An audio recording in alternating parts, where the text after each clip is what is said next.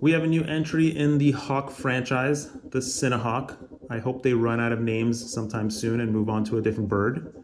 And what you're watching is 8:7 aspect ratio footage right out of the Hero Mini, which I just got and I'm really impressed by. And I decided to put this video up in 8:7, 60 frames per second, because why not? The camera can do it and it looks phenomenal. This footage is coming straight off the CineHawk, and it has been run through GyroFlow, which is also phenomenal. Unfortunately, I had some issues with Real Steady Go with the new GoPro player. Just didn't work right on my computer. But thankfully, GyroFlow is amazing. I would strongly recommend you try it out. And this craft is also very unique and very different. And I really like the way Emax puts things together. So this is a very interesting one to watch. Here you can see the unique structure of the craft. I've actually never seen a structure like this, of this size. The frame is definitely interesting. It's more of a single plate frame design. And the arm structure is really nice. It's definitely not going to flex and bend and give you the vibration travel into the flight controller. The overall frame is a bit flexible, which I would not call flimsy, I would call flexible. The ducts are custom made for this craft. The frame has a lot of different mounting holes and patterns for things. It's a very unique design. I'm really impressed with how they could come up with such a unique design overall. As you can see here, there is a clean and dirty mount section, which in my opinion is very critical for CineWhoops these days. Even though my crafts don't have them built into it, I'm surprisingly finding there's significant improvement to having any kind of vibration management, like real vibrate, not just like damping, like not just like a little bit of here and there. I mean, like actual damping system, like actual bobbins like this craft has, is going to give you a much better video quality. And I'm going to test this with a Hero session later on in the video, because I'll tell you why. The rest of the craft is pretty much as you expect. The ducts are completely custom made, completely unique. The motors are 2004, probably around 3400 kV. These props are Emax props. They're 3.5 inches. They are not 3 inches. Interesting that they went with a 3.5 inch prop instead of 3 inches. And the craft runs really well on 4S. The ducts hold up really well. I've crashed it plenty. They don't break. So far, I haven't broken them. Never mind by my receivers, just for testing. Now, comparing it to a traditional CineWhoop, this is a 3-inch CineWhoop running 2303.2 motors, and it's a 6S CineWhoop as well. And it's running 3-inch props on that larger motor. It is a little bit lighter, and a very little bit, which is surprising because I was expecting it to be a lot lighter with a structure like this. It's only about 25 grams lighter. And over here you can see the motor size difference, which is surprisingly drastic. And I'm going to get on my soapbox here and tell you that ducts are better than open props. I've tested this through and through. They definitely allow you to have better control of the craft, flying slower.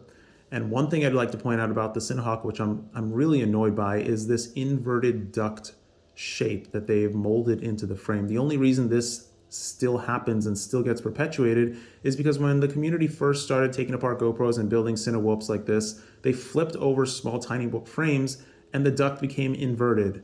And for some reason, forevermore, it's been perpetuated. As you can see here in the Foxeer craft as well, the frame has that same inverted duct, which is frustrating. Compared to the Foxeer craft, which I also haven't made a video on or anything, I'm so sorry, I'm very late on that one. These things fly very different. I'm talking about the flight performance a little bit later. And you can also see that the Foxeer craft is a lot smaller as well. It's definitely not going to have the ability to carry a full-size GoPro. You're going to have to take something apart or use a smaller camera of some sort.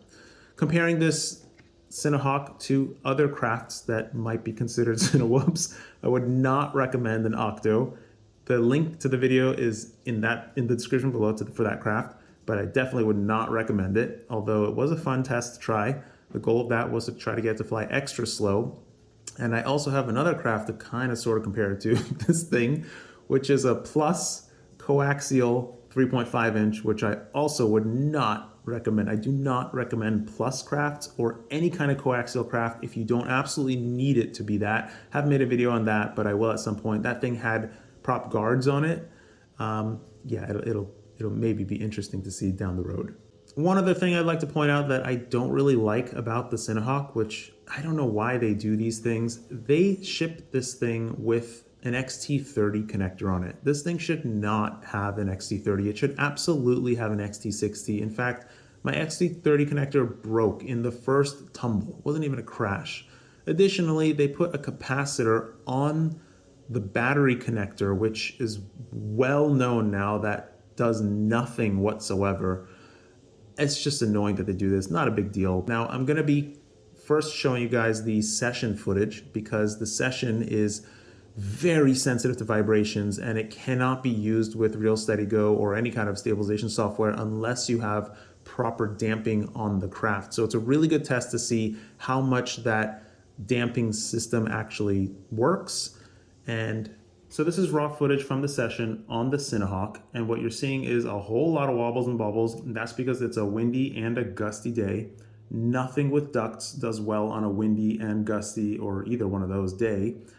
And this is just a sample of what it looks like with no stabilization whatsoever. Now, the next video I'm going to show you is this is stabilized footage, not raw footage, from the Foxeer CineHawk or the Foxeer CineWhoop with the session on board. And the reason why I'm showing you this is because this is what it looks like when there is no vibration isolation whatsoever and you try to run it through Real Steady or any stabilization software. It cannot decipher what's going on with the camera because it doesn't do a good job of picking up or isolating out all these vibrations. Now that same stabilized footage from the CineHawk, you can see, comes out almost flawless, not perfectly, but pretty darn good. Way better than the Foxeer CineHawk, but you wouldn't be using a session anyways. But that being said, it's still working. And that tells me that this vibration isolation platform works almost perfectly. As you can tell, there were still some wobbles and bobbles here and there, and that's only when you raise the throttle too high, which then I'm assuming the platform is probably gonna make the vibrations even worse because it's resonating. But still, if you take it easy and you fly smoothly, that vibration isolation platform does actually work until you start pumping the throttle.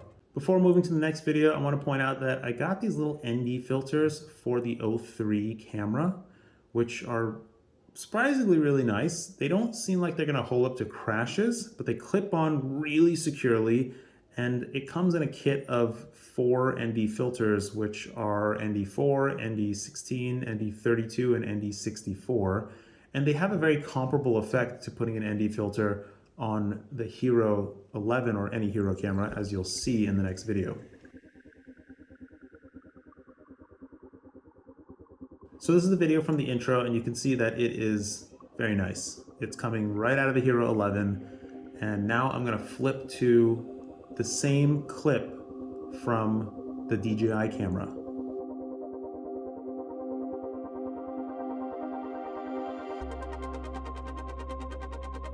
The video looks shockingly good for onboard video, especially with the ND filter. In this case, it's just the ND8 filter that I put on there.